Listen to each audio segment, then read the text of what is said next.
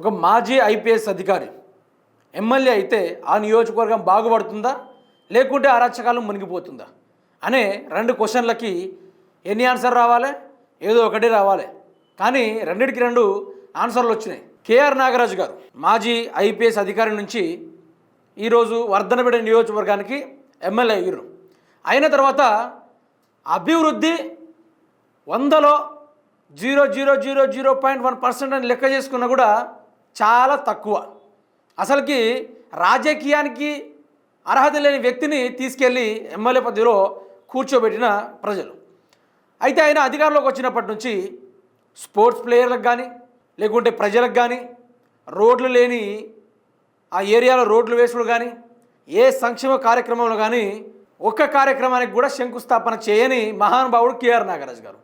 అయితే కేఆర్ నాగరాజు గారు వాళ్ళ యొక్క కొడుకు వీళ్ళిద్దరి యొక్క అవినీతి గురించి, అక్రమాల గురించి, వీళ్ళ దందాల గురించి నమస్తే తెలంగాణ ఒక వరుసగా ఒక వారం రోజులు ఆర్టికల్ ఒక కథనం రాయడం జరిగిందట. అదే పేపర్ ప్రింటింగ్ ఆఫీస్ ముందు ఈ కేఆర్ నాగరాజు గారి యొక్క తనయుడు, అతని అనుచరులు అందరు వెళ్ళి దాడి చేయడం జరిగింది. అయితే ఒక నమస్తే తెలంగాణ అరాచకాలు అక్రమాన్ని చూపెడతా ఉంటే ఒక మాజీ పోలీస్ అధికారి ఎమ్మెల్యే అయినప్పటికీ ఆయన ఏం చేయాలా? ఆ తప్పును సరిదిద్దుకోవాలా, అవినీతి చేయకుండా ఉండాలా.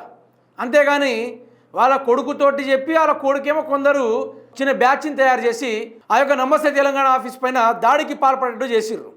బ్రహ్మాండమైన విషయాల్ని ఒక్కసారి చూసుకుంటే ఏంటంటే ఈ లొల్లి ఎక్కడి నుంచి వచ్చింది మిత్రులంటే ఒకసారి చూసుకోండి. ఇక 4 లక్షల లంచం తీసుకొని డ్రంక్ అండ్ డ్రైవ్ కేసులో పట్టుబడిన యువకుడిపై కేసు కాకుండా తప్పించిన కాంగ్రెస్ ఎమ్మెల్యే కొడుకు. వరంగల్ జిల్లాకి చెందిన ఎమ్మెల్యే కొడుకుగా ఇంటెలిజెన్స్ పోలీసులు విచారణలో వెల్లడి. గతంలో పోలీస్ శాఖలో పనిచేసిన సదూరి ఎమ్మెల్యే కొడుకు నిర్వాకం.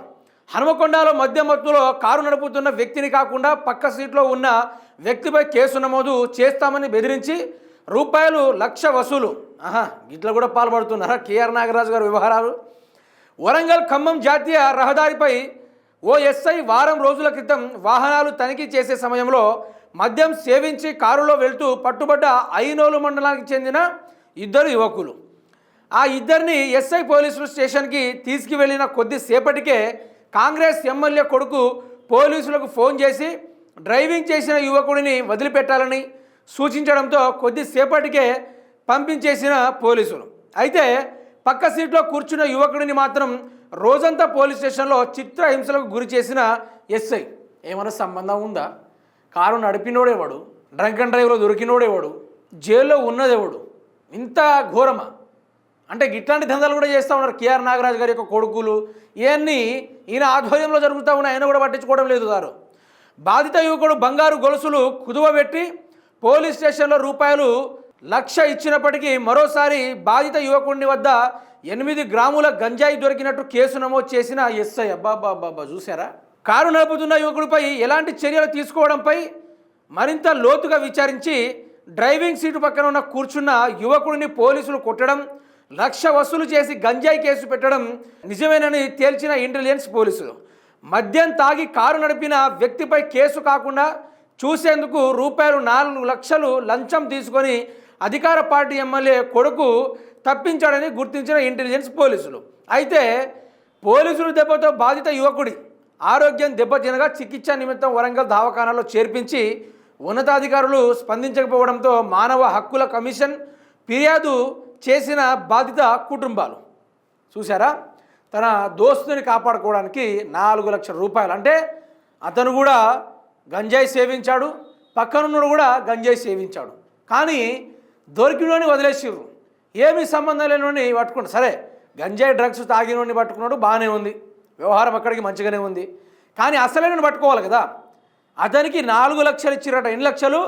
₹4,00,000 ఇచ్చి అతని మీద కేసు కాకూడదు, ఏం కాకూడదని పోలీసులకు మరి తదితర ఫోన్పే కొట్టిండో లేకుంటే ఇతర మనిషిని పంపి చేతుల ద్వారా ఇచ్చిండో ఇదంతా ఇంటెలిజెన్స్ అప్పటికప్పటికి తెలియజేస్తూ ఉంది.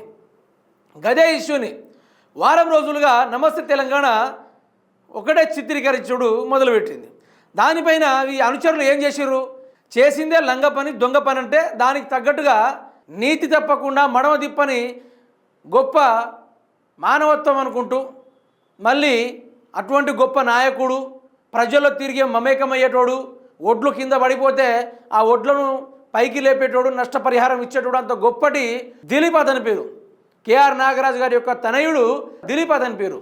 యువ నాయకుడు, యూత్ కాంగ్రెస్ పెద్ద మనిషి. ఇట్లాంటి వాళ్ళ మీద ఒక వార్త రాస్తే దానికి కాంగ్రెస్ పార్టీ రంగంలో దిగింది. ప్రభుత్వమే దిగి కాపాడుకోండి పిల్లగాడినట్టుగా చేసింది. ఇదే విషయం పైన ఏం చేసిరట, నమస్తే తెలంగాణ వరంగల్ యూనిట్ ఆఫీస్ మీద దాడికి యత్నించిన వర్ధనపేట కాంగ్రెస్ ఎమ్మెల్యే కేఆర్ నాగరాజు అనుచరులు.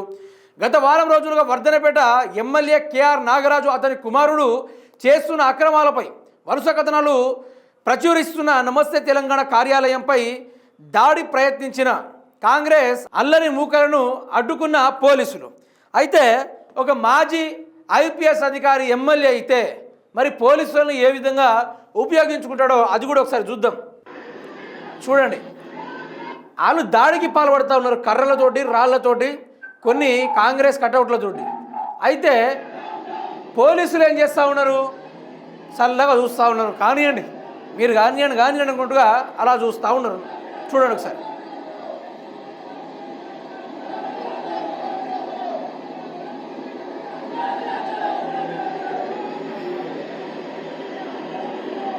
నిజానికి నాకేమనిపిస్తుందంటే కేఆర్ నాగరాజు గారు ఎమ్మెల్యేగా పనికిరాడు. ఒక్క లెక్కని చెప్పాలంటే కేఆర్ నాగరాజు గారు అధికారంలోకి వచ్చినప్పటి నుంచి ఏ అభివృద్ధి కార్యక్రమాలు జరగలేదు.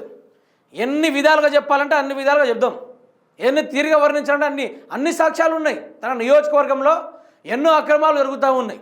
ఆయన అధికారంలోకి వచ్చినప్పటి నుంచి ఏ సంక్షేమ పథకాలు రాలా, బీఆర్ఎస్ ప్రభుత్వంలో ఉన్నప్పుడు కూడా పడని రోడ్లను కూడా ఈరోజు ఇప్పటి వరకు శాంక్షన్ చేపించేది కేఆర్ నాగరాజు గారు. బ్రహ్మాండంగా ఉన్న రోడ్డు ఇల్లంద నుంచి పర్వతగిరికి పోయే ఆ రోడ్డు, దాన్ని జేసీబీలతోటి మొత్తం ధ్వంసం చేసేసి కొత్త రోడ్డు వేస్తా అని చెప్పి ఇప్పటికీ 6 నెలలు అయిపోయింది. ఆ రోడ్లు అదే విధంగా ఉంది. దాని మీద వెళ్ళే వాహనాలు వాళ్ళ టైర్ల పంచర్లు కావడం, బండ్లు రిపేర్లకు రావడం, ఆ దుమ్ములకే సగం హెల్త్ ఖరాబ్ కావడం ఎన్నో జరుగుతూ ఉన్నాయి. దానికి తగ్గట్టుగానే అక్కడ ఇసుక దందా, బ్రహ్మాండమైన గొప్ప చరిత్రనే ఉంది. ఆ ఇసుక దందాలో వ్యవసాయ కుటుంబాలకు పోవడానికి దగ్గర 4 కిలోమీటర్ల రోడ్డు, రైతులు నడవడానికి ఉన్న రోడ్డు, దాని మీద కూడా అక్రమ ఇసుక జోర్దార్ జరుగుతూ ఉంది. అయినా కూడా కేఆర్ నాగరాజు గారు పట్టించుకోలేదు. మరి గొప్ప నాయకుడు ఉన్నట్టు, ప్రజల కోసమే సంక్షేమ పథకాలు చేసినట్టు నా కేఆర్ నాగరాజు గారి అభివృద్ధి పేపర్లలో, ఆయన స్టేట్మెంట్లలో, పోస్టర్లలో తప్ప నిజ రియాలిటీలో వచ్చి చూస్తే గెలిచేదే దిక్కు. ఆయన మొహం కూడా ఇప్పటిదాకా చూడలేదు అన్న వాళ్ళ నియోజకవర్గ ప్రజలు కూడా ఇప్పటిదాకా ఉన్నారు. వాళ్ళ కొడుకు చేసిందే అవినీతి పని అంటే దాన్ని కప్పిపుచ్చుకోవడానికి మళ్ళీ సిగ్గు శరం లేకుండా ఆ అనుచరులందరూ ఏకమయ్యి పోలీస్ పర్యవేక్షణలో, పోలీస్ ఆధ్వర్యంలో పోలీసులు పహారా కాస్తుంటే నమస్తే తెలంగాణ యూనిట్ ఆఫీస్ మీద దాడికి యత్నించిన కాంగ్రెస్ అల్లరి మూకలు. గిది వాళ్ళ గొప్పతనం. ఎంత ఐపీఎస్, డీజీపీ లేకుంటే ఏసీపీ, ఎస్పీ ఆ అధికారం నుంచి వస్తే ఏం లాభం? కొడుకు చేస్తున్న తప్పులని ఈరోజు ప్రభుత్వంతో కప్పిస్తున్నామంటే అట్టర్ ఫ్లాప్ ఎమ్మెల్యే అంటారు ఎవరైనా. అరే ఎమ్మెల్యే ఎంత ఇదంటే, నేను స్పోర్ట్స్ ప్లేయర్ని, నేను అధికారంలోకి వస్తే ఇక్కడ చుట్టుపక్కల నియోజకవర్గాలు ఉన్న వాళ్ళ కుల దైవం మీద కూడా ఓటేసుకుని వచ్చిన మనిషి కేఆర్ నాగరాజు. ఓట్ల కోసం అప్పుడు నేనేమైనా చేయకుంటే నేను ప్రమాణం చేస్తూ ఉన్నా, నేను ఇప్పటికిప్పుడు ఇట్లా అయిపోతా అట్లా అయిపోతా అనుకుంటూ నానా రకాలుగా ప్రమాణాలు చేసిండు. ఒక్క స్పోర్ట్స్ ప్లేయర్కి 10,000 రూపాయలు ఇవ్వని చేతగాని ఎమ్మెల్యే కేఆర్ నాగరాజు. మనమే లైవ్లో ఉండి ఒక రోడ్డు వేయండి సార్, రోడ్డుని పరిశీలించండి సార్ అంటే ఆ రోడ్డు దగ్గర కూడా రావడం చేత కాకుండా ఓన్లీ సోషల్ మీడియాలోనే బాగా రీల్స్ చేసుకుంటూ తిరుగుతూ ఉన్నాడు కేఆర్ నాగరాజు గారు. ఇంకెక్కడ అభివృద్ధి? మరి మీ కొడుకు చేసిన అవినీతికి ఈ కాంగ్రెస్ పార్టీ రంగంలో దించుడైంది. వర్ధన్నపేట ప్రజలు ఈరోజు నెత్తి మీద చేసుకుంటాను, తప్పు చేశామని లెంపకాయలు వేసుకుంటున్నారు. వేరేటోళ్ళని ఎవరు నిలబెట్టినా గెలిపించేటోళ్ళం, ఏమీ తెలియని తీసుకొచ్చి అధికారంలోకి కూర్చోబెట్టినాం. అసలు ఏం మాట్లాడతాడో ఆయనకే అర్థం కాదు, ఏం పనులు చేస్తాడో ఆయనకి ఏమైనా మ్యాపింగ్ ఏమైనా ఇస్తున్నారా లేదా అనేది ఈ రకంగా ప్రజలు మొహం మీద వేలు పెట్టుకొని ఆలోచించే వ్యవహారం తీసుకొచ్చిండు కేఆర్ నాగరాజు గారు. ఇంత ఘోరమా? ఈరోజు కోర్టులు చెప్పినా కూడా వాళ్ళు ఎన్ని రాతలు రాయడానికి వాళ్ళకి హక్కులు ఉన్నాయి. యూట్యూబ్ ఛానల్ అయినా, సోషల్ మీడియా అయినా, లేకుంటే మెయిన్ ఛానల్ అయినా మెయిన్ స్ట్రీమ్ మీడియా అయినా పేపర్లు అయినా ఏదైనా కూడా వాళ్ళు రాయడానికి వాళ్ళకు అధికారం ఉంది, హక్కు ఉంది అనుకుంటే చెప్పిర్రు. ప్రజాస్వామ్యంలో ఇది ఒక భాగమే, మీరు వారిపైన ఎటువంటి చర్యలు తీసుకోవడానికి అవకాశం లేదన్నట్టుగా ఎన్నోసార్లు ఎన్నో విధాలుగా చెప్పడం కూడా జరిగింది. అయినా కూడా మాజీ ఐపీఎస్ కదా మీరు, ఎట్లయ్యారో నాకు కూడా ఇప్పుడు సందేహంగానే ఉంది. మరి మాజీ ఐపీఎస్ అయినప్పుడు నీ అనుచరుల్ని నమస్తే తెలంగాణ మీద దాడికి పంపారంటే గొప్ప చదువులు చదువుకున్న వాళ్ళే మీరు, చిన్నగా చదువుకోలే, గొప్ప చదువులు చదువుకున్న వాళ్ళు మీరు. ఈ పద్ధతిని కేఆర్ నాగరాజు గారు మార్చుకుంటే మంచిది. అభివృద్ధి వైపు మీకు ఎట్లాగో సోయి లేదనుకున్నాం, కానీ ఈరోజు మీ మీద రాతలు రాసేటోళ్ళ మీద కూడా ఇంత సోయి ఉందని మేము అనుకోలేదు.